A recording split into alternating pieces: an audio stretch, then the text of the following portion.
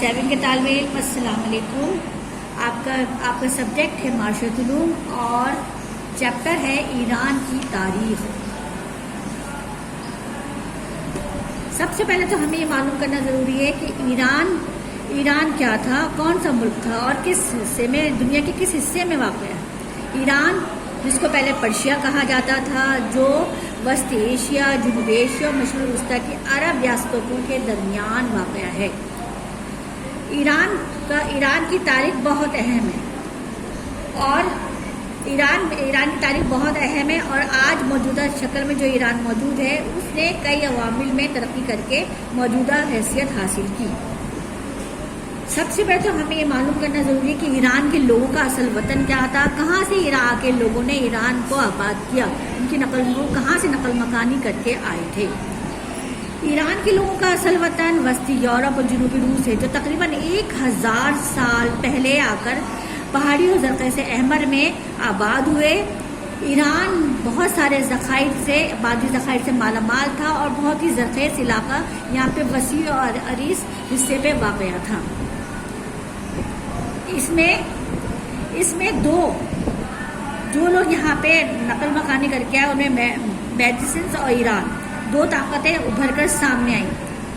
اور انہی میں جو ایران کا جو بادشاہ تھا، ایران کا بادشاہ سائرس، وہ اس کے باوجود جنوبی یورپ، وسطی یورپ اور جنوبی روس سے آئے تھے.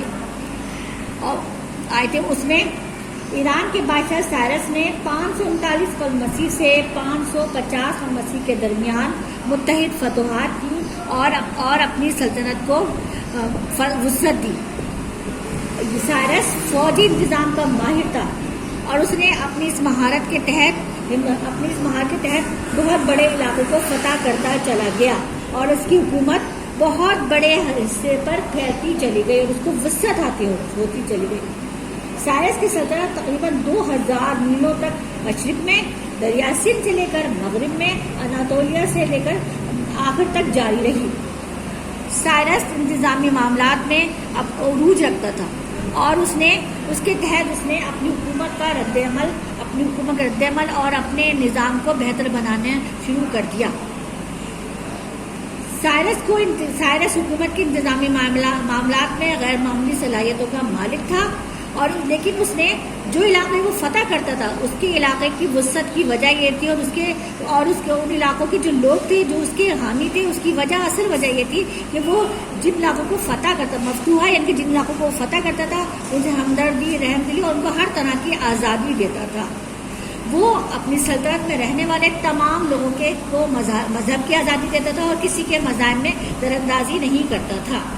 وہ عبادت گاہوں کی بھی عزت کرتا تھا اور مندروں کی بھی عزت کرتا تھا اور اس نے ان کا احترام سب پہ واجب اس نے قرار دیا. اس کے بعد جب یہودی یروشلم سے بے دخل ہو کے نکالے گئے تھے تو اس نے اپنے دور میں تقریباً 538 قبل مسیح میں یہودیوں کو واپس آنے کی دعوت دی اور ان کو پوری مکمل آزادی دی گئی.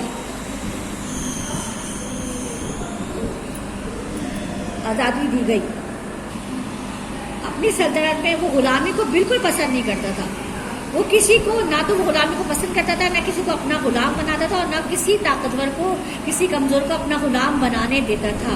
وہ ہر ایک کو معاشی، مادی اور نفسیاتی آزادی دینے کا قائل تھا. لیکن آخرکار وہ خانہ بدوش قبائل کے خلاف جنگ لڑتا ہوا مارا گیا. سائرس کے بعد اس کا بیٹا دارا حکومت میں آیا اور اس نے جانشین بنا اور اس نے اپنے باپ کی سلطنت کو وسعت دی.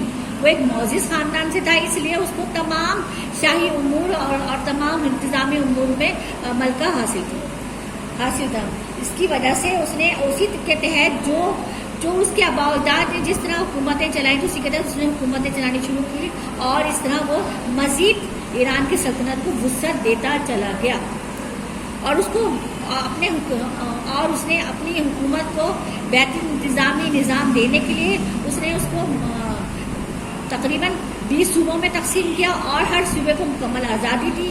ان کو تمام مذہبی، تمام سیاسی، تمام تحریر و تقریری آزادی حاصل تھی اور وہ اپنی مرضی کے تحت زندگی گزارتے تھے اور اپنے صوبوں کا نظام چلاتے تھے.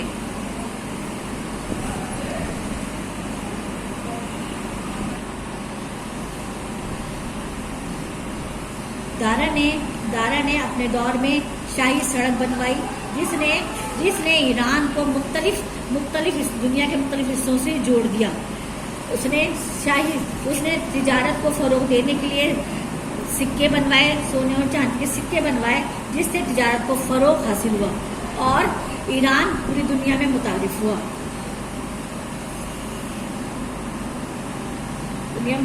اور اپنے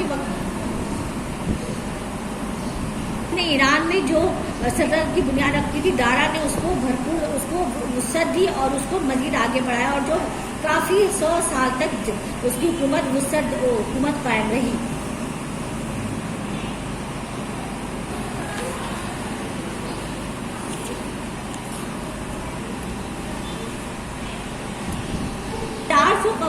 میں شاہی شہزادہ سائرس نے اپنے بھائی بادشاہ چرکس کے خلاف بغاوت کی اور اس طرح ایران میں ان کی حکومت کو زوال شروع ہوا اور لوگ زرقیز احمر کے علاقوں میں جنگ و فتح اور قہر سالکوں برداشت کے مسیح میں شاہی شہزادہ سائرس نے اپنے بھائی بادشاہ چرکس کے خلاف بغاوت کی اور جس میں سائرس مارا گیا، لیکن اور اس کی فوج کے بہت سارے لوگ محصور ہو گئے اور سلطنت کمزور ہوتی گئی. دارا کی حکومت کو کمزور کرنے میں اس بغاوت نے اہم کردار ادا کیا اور اس کے بعد سکندر اعظم نے اپنی فوجی مہم کے ذریعے ایرانی سلطنت کے زوال کو انجام تک پہنچایا. یعنی کہ ایران میں جو سلطنت قائم تھی وہ کمزور ہوتی چلی گئی اور زوال پذیر ہو کے ریاستیں الگ ہونے لگی اور وہ سلسلہ ٹوٹنے لگا جو اس کی عروج کا باعث تھا، جس کے نتیجے میں مختلف مسائل کا سامنا کرنا پڑا. اس کے بعد کچھ عرصے بعد ایران میں ایک شخص ابھرا جو تقریباً 600 قبل مسیح میں زندہ تھا. اس نے ایک نیا مذہب ایجاد کیا اور اس نے تعلیم دی کہ دھرتی ایک جنگ کا میدان ہے، اور اسے ایک نیا مذہب ایجاد کیا اور اس نے جس کا نام پارسی تھا اور اس کے ماننے والوں کو پارسی کہا جاتا تھا. لیکن جب مسلمانوں نے ایران کو فتح کیا تو اس مذہب کو زوال حاصل ہوا، لیکن آج بھی اس مذہب کے ماننے والے ہندوستان اور ایران میں کہیں موجود ہیں.